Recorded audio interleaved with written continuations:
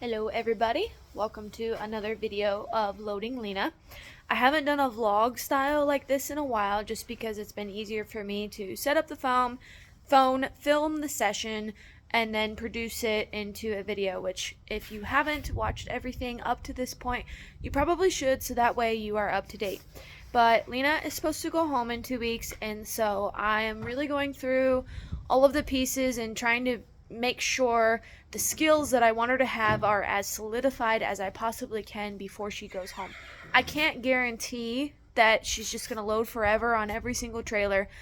And there is some pieces where I know I need to, like I talked about in the previous video, like back off a little bit, wait a little bit longer, and get certain things more proficient. Meaning, like, does she hesitate when she goes to the trailer? Sometimes there's still some hesitation, sometimes there isn't.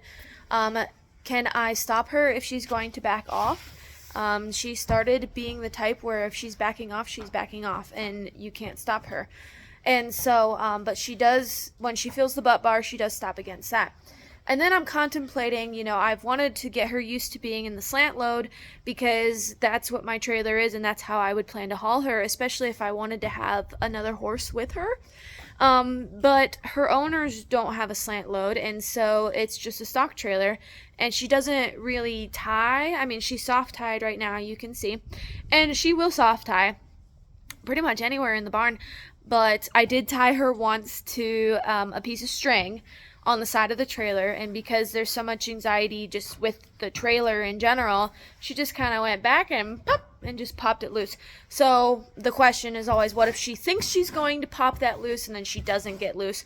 Is it going to be more of a panic? Is it going to be a good thing for her? And that's just something that I have to discuss with the owner. Is it something that we want to be risking? Because it can really be dangerous and cause injury. So I'm thinking we're probably leaning towards hauling her loose. I do have intentions to consult with some other trainers about like maybe any potential other ideas. And she is less worried about being loose in the trailer. There's a real claustrophobia going on. There's some confinement fears, and so I have some extra exercises that I want to do as well to help improve her feelings about that, including things that I can do in the arena. But today I'm just going to take you along with what I'm doing and talk to you about how it's going. And forgive me, it is hard to like haul a tripod around and try to film everything that you're doing in a day. A lot of days I just want to come up here and just have a peaceful time training horses at work, and trying to film requires a lot. So give me a little grace there. So, all right, let's get started. Okay, so the first thing I'm going to do is snake over these poles a little bit, and then I'm going to go work on the bridge. And what I'm looking for is her to relax and be with me. She tends to have this feeling of like she's kind of getting ahead of you. She's kind of pushing a little bit. She's kind of anticipating. She's kind of doing the job like without you. And so all of those things get in the way a little bit of trailering, because then she's not with me, and I need her more so with me, because when we encounter something scary, I want her to be able to stay there with me and follow my guidance. But her whole behavior regarding that has improved a lot since she first came here, and like we're just standing out here and we're already getting some licks and chews. They're not quite all the way a deep full breath, but they're something. So let me walk around and show you a little bit of what I'm talking about.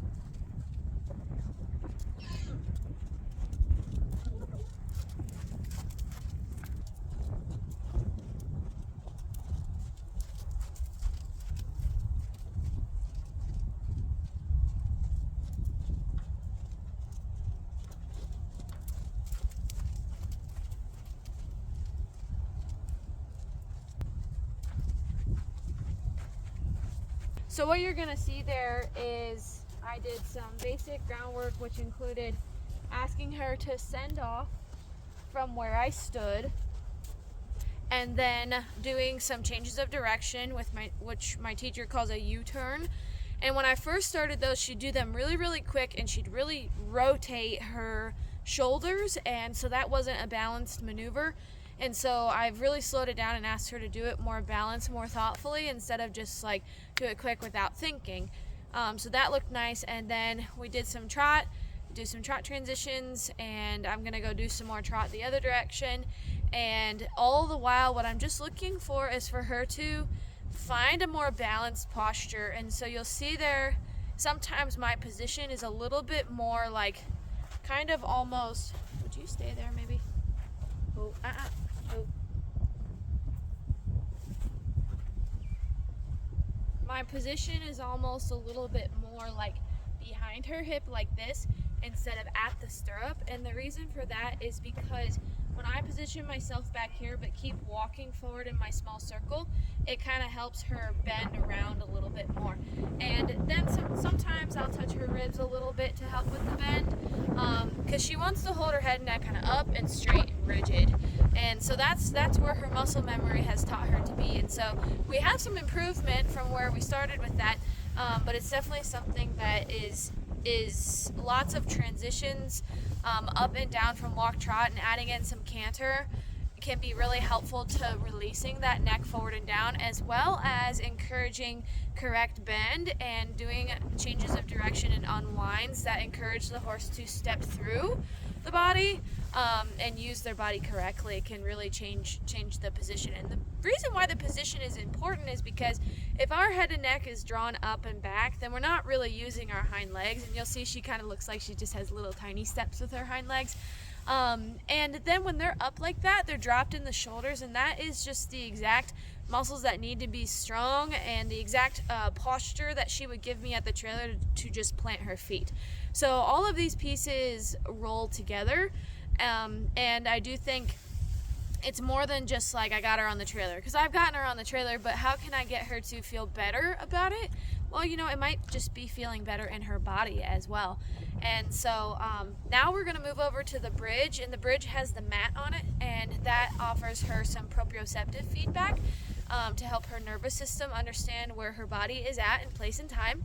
And I think that is a good like little warm-up before we go to the trailer, so that way we're already we're mentally feeling better, we're connected to me, and our nervous system is awakened before we even go stand on the wobbly, scary trailer. And so yeah, that's what we're gonna do next. So one of the things I would like her to be better about is when she's backing off, if I can stop her halfway. Now, of course, the trailer or the bridge here is not the same as the trailer, although you would be surprised how much the behaviors are so similar. And so one of the things I would like to do is stop her as she's starting to go off, so I can encourage her to come back. But encouraging her from in front of the trailer and pulling on her, well, not actually pulling on her, but trying to encourage a feel forward doesn't usually work that well. And I've had to drive from behind a lot, so I'm really playing around with that. And but this bridge can help encourage her to know how to organize her body to do what I'm asking. And there's no roof, so if I add pressure on her head, then she's not gonna bang herself on the roof or something like that, because that is a real concern. So first thing I'm going to try and do is work on the positioning of my send. So like here's my send, and I really want to try to keep my feet still, because when I am at the trailer, I'm not, like my feet can't keep walking with her like they could beside this bridge here. I'm standing outside of the trailer. So she has to send away from my body that's standing still. And then I want her to bring herself up a little bit further, and I want to think about doing like, can we do like one step at a time? Now I have to move because I'm trying to keep her from falling off the sides. But the next time I'll do it with less movement. You'll see she's kind of rocking a little bit. You see her eye get soft. It does actually kind of feel good sometimes to be on this mat, but for some horses it's way too much stimulation, and they don't want to be on it. It's too much. So now we'll encourage the back off. Back. I really want to watch that I don't flex her behind too much, because she will just compress her head and neck, which any compression there is just going to make her head want to come up, and it's also going to make it harder for her. Step, step, step. Girl. It's also going to make it harder for her to back up, because when she's compressed, she's pushing down into her chest and locking that front end.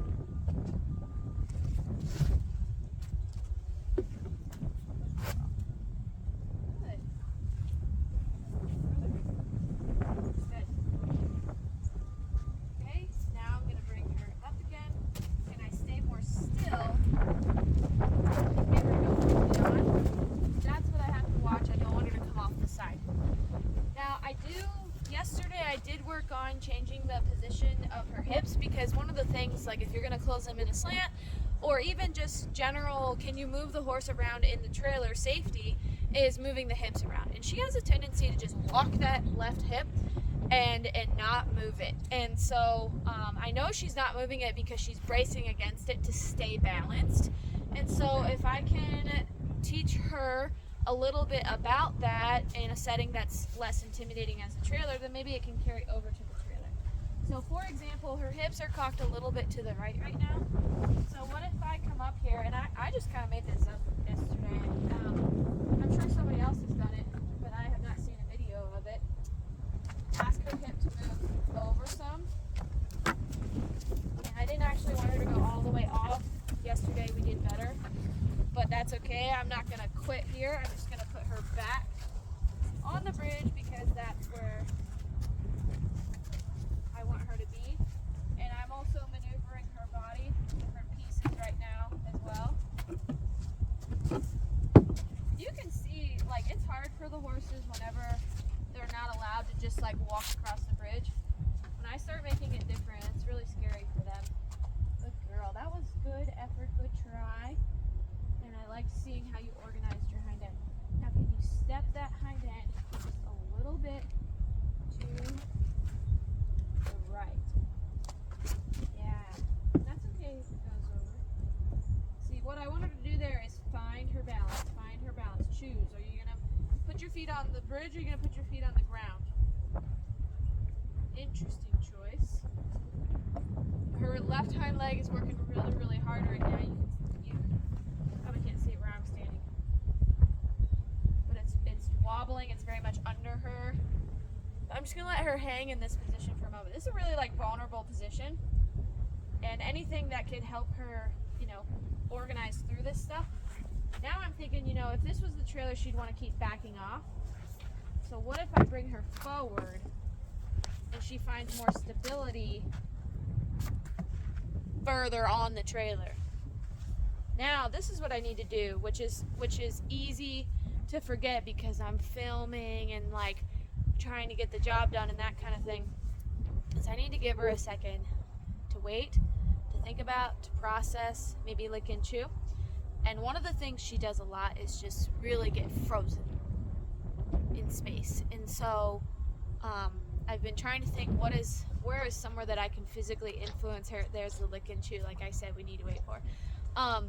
Where's a spot when she's really frozen that I could influence her and stimulate her to snap out of it a little bit?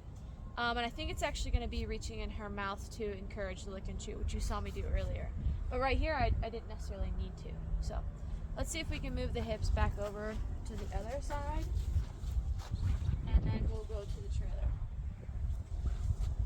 Hold the halter this round. Looking for right flexion. Good girl. Not forward per se.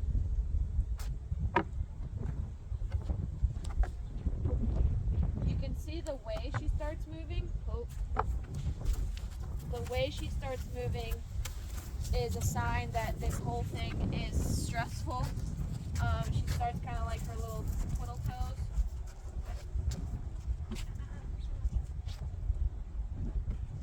I gotta realize that a lot of times when I'm stopping her, I'm encouraging her head to go up because of the way that I'm using the knot of the halter here. So I need to remind myself to not bring it up so much. So now that she's found it off, she wants to come off that way a little bit.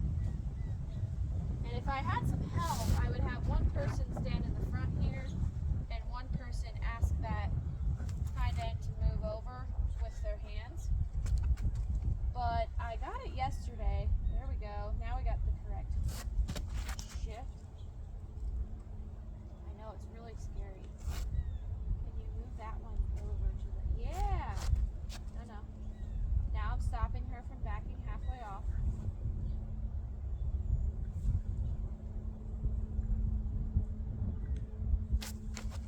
Good job. Keep your front end on. Yeah, we got the front end on. Can we bring the hind end back up? I think I'm just trying to work on precision.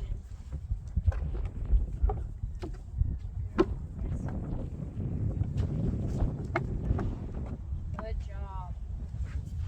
Okay, move back up. Don't come off the side.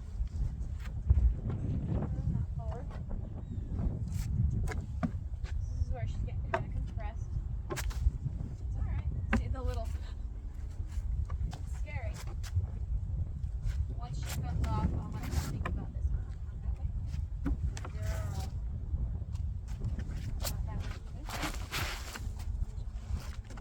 And I'm okay that the mat is moving around because it is a scary element and it makes things unstable, and the trailer feels unstable too.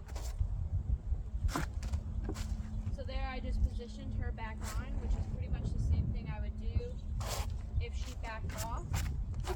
I don't necessarily just quit when they back off. Now, yeah, big breath. Whew, it's real scary. It's really hard to organize ourselves. That's okay, that's why we're practicing here. Okay, so I think I'm gonna get on this side of you because that right front wants to come off the side. It's kind of an illusion because the mat is there. Good girl.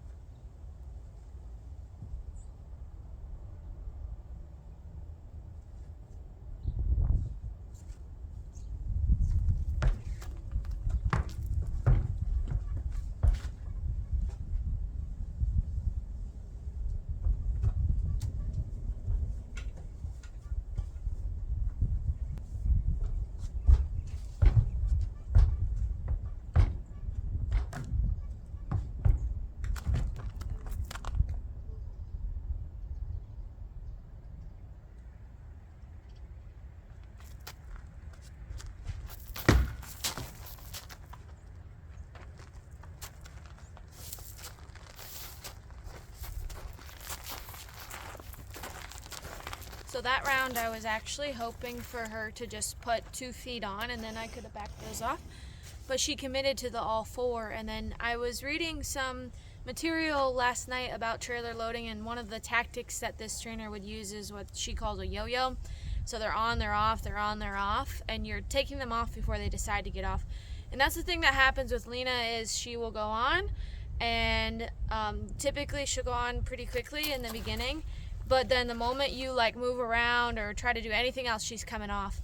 But what was cool there is because I'm going a little slower, I was actually able to stop her. I mean, I started backing her off per my request, and then I was actually able to stop her partway off as well, which is really good because normally she's really committed to getting herself all the way off no matter what. So that was nice. We're going to continue.